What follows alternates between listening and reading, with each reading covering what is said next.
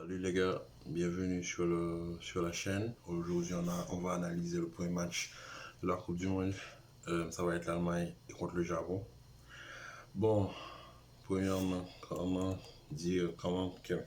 catégoriser ce match en tant que fan de l'Allemagne, à part que c'est catastrophique. Les gars sont venus, ils ont fait leur mimique avec le fait que voilà, c'est pas un geste sociétal, que c'est pas, ils veulent pas mélanger la politique et le sport. Ils sont venus, ils ont fait leur show. Première période maîtrisée de A à Z, parfait. Le latéral Rome je pense qu'il joue non, maintenant qu'il joue à Leipzig, l'année dernière qu'il joue à Offenheim. Il a passé son temps à prendre le couloir gauche. Ça, on n'a rien à dire. De l'autre côté, Gnabry faisait son show. Kimmich au milieu de terrain avec Gundogan. J'appelle ça la paire de maestro. Avec un petit Moussiala qui bouge beaucoup. Et voilà le problème. Kai Havertz. Moi, en tant que fan de l'Allemagne, j'ai connu l'époque des Miroslav Klose, Lukas Podolski, Michael Ballack, Kakao, Mario Gomez. Mais comment on peut sortir de ça pour atterrir à Havertz et Niklas Füllkrug pour être titulaire en sélection pour une Coupe du Monde? Moi, je dis ça, je dis rien. Il faut juste savoir que c'est compliqué de jouer sans un vrai neuf quand tu t'appelles l'Allemagne. L'Allemagne a toujours été connue pour ses attaquants, les Rudi Völler, les Gerd Müller, les Miroslav Klose. Ce sont des tueurs. Je sais, ça fait combien de temps que l'Allemagne joue sans numéro 9 avec Gnabry comme finisseur, Leroy Sané, Kai Havertz. Mais ces gars ne sont pas des tueurs. On peut le voir, je vais vous montrer maintenant par l'image, on peut le voir là avec Kai Havertz sur cette passe de Rome, si je ne me trompe pas, ou de Moussiala. Le positionnement d'Havertz, regardez bien, tandis qu'un vrai attaquant qui sent le but va reculer, je dis bien va reculer, sortir du hors-jeu et aller vers le but. C'est ça, il doit sortir. Il ne bouge pas sur l'action, la balle arrive, il ne bouge pas. Il est là, il attend, et jusqu'à la passe, il bouge. Mais tout pendant le processus, si on regarde la vidéo, j'allais vous la montrer, Havertz ne bouge pas. Il est là, il est bloqué, il est kiblo devant. Il met le but. Ensuite, il sait qu'il est hors jeu. Parce que regardez sa réaction après le but. Il regarde l'arbitre en attendant de voir le drapeau se soulever. Parce qu'il sait qu'il est hors jeu. Mais si tu es un joueur pro foot, tu recules. Tu te retires du hors-jeu et tu fais l'appel. Mais comment est-ce que je peux lui en vouloir si je sais très bien qu'il n'est pas un neuf de formation? Mais bon. Première mi-temps, comme on peut le voir après les statistiques ici, la première période, c'est une domination totale des Allemands. 4 tirs cadrés pour les Allemands face à 0 pour les Japonais. 3 tirs non cadrés pour 1 tir non cadré pour les Japonais. Donc, au total, 7 tirs dans la première période et 1 tir pour les Japonais. Donc, voilà. Les Japonais, c'est une première mi-temps maîtrisée, une possession à 81-19. L'Allemagne n'est pas connue pour garder la balle. Mais là, on retrouve une Allemagne conquérante avec une possession de balle, une maîtrise du jeu. Rome, Gnabry, Gundogan. Voilà, Gundogan s'est permis de rater des passes. Je sais même pas combien de fois il a évité il a négligé les montées de Rome juste pour pouvoir, voilà, maîtriser le milieu de terrain comme il le fait si bien à Manchester City. Mais ensuite, en deuxième période, coup tactique des Japonais à l'heure de jeu. Et là, je ne sais même pas quelle équipe qui avait sur le terrain. Ça, c'était pas l'Allemagne en tout cas. C'était pas l'Allemagne. Moi, je n'ai pas reconnu les Allemands. Rudiger, à part courir comme un pélican sur le côté pour essayer de couvrir des défenseurs qu'il me fait souvent au Real Madrid, je ne comprends pas cette course où il lève ses genoux. Je pense que c'est pour prendre de la vitesse. Bon, ça, c'est à lui de l'expliquer. Mais là, je pense qu'il faut saluer le coach japonais. Un coup de tactique, mais de génie. C'est-à-dire, en résumé, il a laissé jouer les Allemands pendant 1 heure, max, 1 heure. À la 57e minute, 3 minutes avant l'heure de jeu, mais mettons le temps additionnel de la première période, ils ont joué 1 heure. Il a monté des joueurs qui devraient être titulaires. Tomiyasu, Arsenal, Minamino, Monaco, ancien Liverpool. Il a fait les changements qu'il fallait au moment qu'il fallait. Et dès que Minamino est monté, je me suis dit, c'est fini.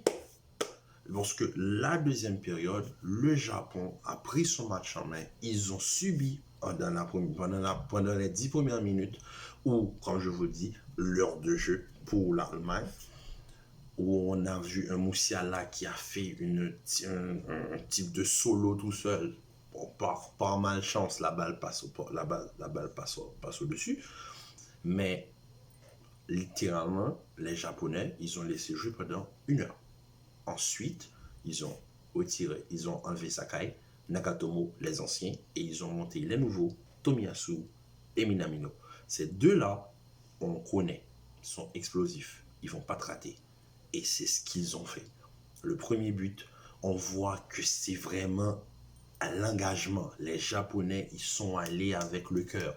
Ils ont tout mis sur le premier but. Mais le deuxième but, la passe et le contrôle, ça c'est du génie. Ça c'est de l'art. C'est même pas, on va dire oui, c'est de la chance, etc. Oui, je sais, ces contrôles, on ne les réussit pas tous les jours. Mais la passe déjà, la passe et la manière dont le joueur contrôle le ballon, c'est exceptionnel. Mais sur cette phase de jeu, j'ai une chose à dire. Niklas Süle. Ici, j'ai quelques petites choses à te dire. Comment se fait-il que sur 3 défenseurs, tu m'as fait une Gérard Piqué? C'est-à-dire que tu vois que Rudiger et Schlotterberg sur l'action, ils voient l'appel de l'attaquant, ils avancent. Ils le mettent hors jeu. Mais c'est sans compter sur Süle qui ne fait pas partie de cette défense, on va dire. Süle, de l'autre côté, il couvre le hors-jeu comme jamais. Mais moi, je suis là, je ne suis pas hors-jeu.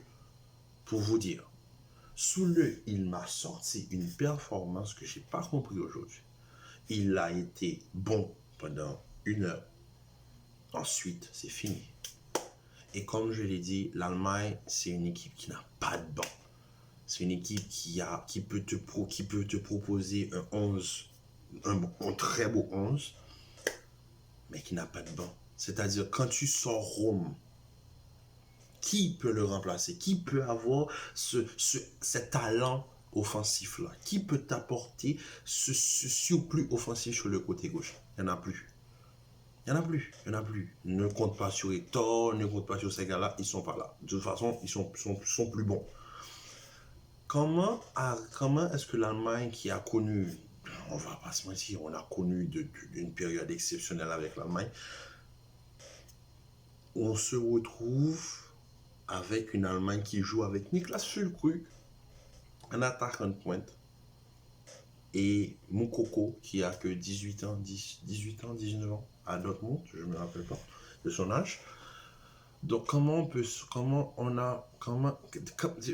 j'essaie de trouver le moment où l'Allemagne a fait ça, où tout est parti en vrille, parce que on est passé d'une Allemagne première mi-temps conquérante, maître du jeu, et même là, en première période, je pense qu'il y avait hors-jeu sur 2 actions des Japonais en première période. Très tôt, les Japonais ont montré qu'ils voulaient, mais les Japonais, ils ont fait quelque chose, ils ont fermé l'axe.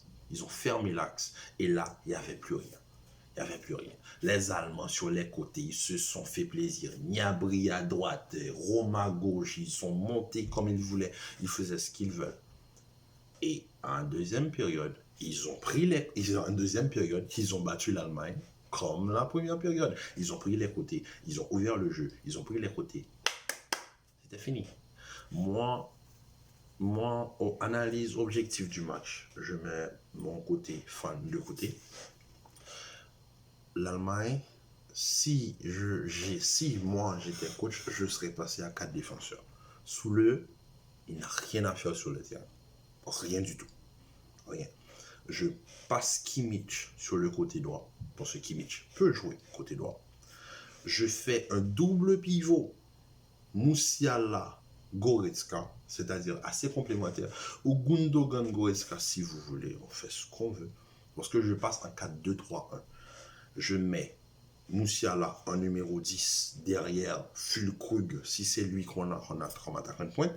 Et du côté droit, tu mets Gnabry. Le côté gauche, tu mets Leroy Sané, tu mets Götze, tu mets Marco Reus, tu mets qui tu veux. Tu mets Moukoko à la gauche, ça passe. Mais il faut arrêter avec ce système de 3 défenseurs. Parce que de l'autre côté là, du côté droit, c'est Soule et Gnabry. Gnabry ne défend pas. Donc Soule est le seul à couvrir tout le côté. C'est pour ça aussi que je ne peux pas lui en vouloir sur le fait qu'il soit fatigué et que sa lecture du jeu où il voit les deux là, avancer, il est un petit peu dans les vapes parce qu'il est fatigué. Le gars a joué 1 heure à couvrir les Japonais là, qui sont des piles électriques. Ils ne sont jamais fatigués. On connaît tous le Japon. Moi, j'ai connu le Japon de Kagawa, de Honda et les autres. Ils faisaient mal. Ils font toujours mal. Et aujourd'hui, encore une fois, la preuve, ils nous ont tapés. Ils nous ont tapés. Et ça fait mal. Parce qu'en tant que fan de l'Allemagne, c'est dur de dire que quand même, on est dans un groupe qui a l'Allemagne, le Costa Rica et l'Espagne. Ah maintenant, dimanche, il faut battre l'Espagne, ce qui va être très compliqué. Et parce que l'Espagne, mettons, ok, avec le temps, Alba, ça va être fatigué. Mais l'Espagne, leur banc, il y a Baldé, qui peut monter, il y a Nico Williams. Ce sont pas des tortues, les gars. Les gars, ils montent, ils font mal. Il y a Carlos Soler. C'est pas n'importe quoi, l'Espagne. On parle quand même des semi-finalistes de l'Euro. Donc, ils vont pas venir nous rendre la tâche facile. Donc, à part le Costa Rica, premier faux pas de l'Allemagne. Voilà, premier faux pas pour l'une de mes équipes. Bon, maintenant, il faut miser sur le Portugal et le Brésil. Maintenant, Cristiano, t'as pas de club, tranquille, t'es libre, frérot. Maintenant, focus-toi sur ta Coupe du Monde. Comme tu l'as dit, remporte ta Coupe du Monde, prends ta retraite, va-t'en. Pour le Brésil, Neymar, à toi de jouer. Montre-moi ce que tu... Montre-moi, donne-moi une raison pour ne pas te critiquer. Parce que moi, j'aime bien le côté fantasque de Neymar. Mais donne-moi une raison pour me dire, ah ouais, lui là, il a laissé son empreinte sur le jeu brésilien. Parce que à part le beau jeu, dribbler, manquer des buts et dépasser Pelé, oui, c'est bien. Mais Neymar, on est champion Copa América sans toi. La Copa América où tu es là, on arrive au final, on perd face à l'Argentine. Et tu dis que tu es dégoûté, mais tu es content parce que Messi remporte quelque chose. Toi là, tu vas pas venir me casser les pieds. Je te le dis, la Coupe du Monde, c'est pas la Copa América. Donc ne viens pas me dire, ouais, tu seras content que Messi remporte la Coupe des c'est ta dernière Coupe du Monde. Tu viens, tu la remportes, ok? Ou bien tu vas en finale, mais emmène le Brésil. Montre-moi le Neymar de 2014, celui qui m'a fait rêver que Zuniga a annulé. Je veux voir ce Neymar-là demain. Et pour le Portugal, Cristiano, écoute, t'as une réserve de talent. Les Leao, les Otavio, les Bruno, les Moutinho, les Bruno et Bernardo Silva, il y en a tellement. Là, il y a les, comment on appelle les latéraux. T'as la paire de latérales que le monde t'envie. Nuno Mendes et Cancelo. Mis sur la jeunesse, joue collectif. Ne pense pas à manquer des buts. Je veux voir que mes équipes arrivent. Je sais que l'Allemagne, dans son groupe là, c'est mort. C'est mort. Si dimanche, il n'y a pas un résultat face à l'Espagne, c'est mort. À part ça, je sais pas comment ça va se passer. Mais bon, en tout cas, on espère le mieux, on espère du positif. On va voir comment ça va se passer. Donc, ravi d'avoir fait ça pour ce premier épisode avec vous. D'ici là, prenez soin de vous. Demain, on se capte pour 2 nouvelles vidéos. On va faire le Brésil à part, le Portugal à part. Ensuite, on fera une autre vidéo pour résumer les premières journées de cette Coupe du Monde. On va parler de l'Argentine. On va parler de l'Argentine, du Mexique et des États-Unis. Qui, pour eux, un match de football, c'est 45 minutes. C'est pas 90. Pour eux, ils sont jeunes, mais pour eux, c'est juste 45 minutes. C'est tout. Face au Pays de Galles, où ils sont assez jeunes, ils peuvent dynamiter facilement le Pays de Galles. Mais non, 45 minutes pour eux, le match, ils ont fait un but, très beau but, en une touche, c'est bien beau. Mais ensuite, il y a rien, quoi. En deuxième période, écoute, Johnson, si c'est pas parce que lui, il manque d'expérience, le Pays de Galles gagne de 1. En tout cas, maintenant, restons positifs pour l'Allemagne, pensons positif pour le Portugal et le Brésil de demain. Donc, on se voit demain pour une nouvelle vidéo. Encore une fois, n'oubliez pas de souscrire à la chaîne, partagez la vidéo. Premier épisode, je pense que je me suis assez bien débrouillé. On se retrouve bientôt. Bye.